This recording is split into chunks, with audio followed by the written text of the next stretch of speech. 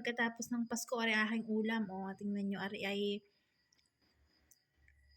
pinangat na isda. Na yan. O, kasarap ng garne ari kukut-kutin mo. Ayan, o, yung mga ganyan tinik.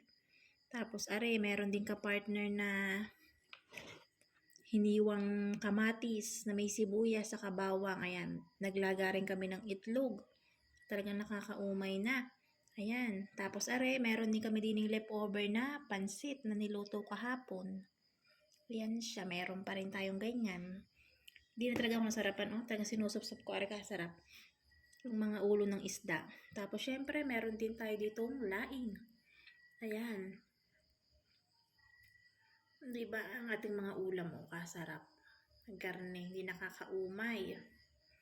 Puro gulay. Ang sarap ng laing.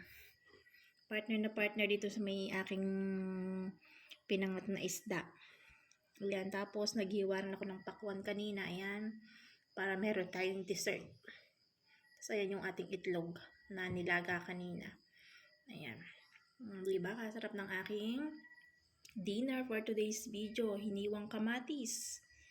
Partner ni ring aking isdang are. Tapos meron ko pang laing. Tapos leftover na pansit. Ayan. O, diba?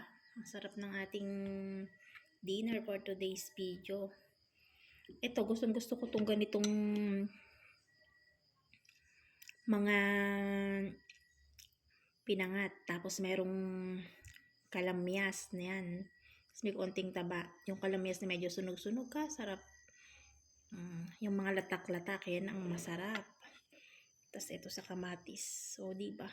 Tapos may itlog pang dilaga. Saan ka pa? O, diba? Kain tayo mga mare. Thank you for watching. Bye!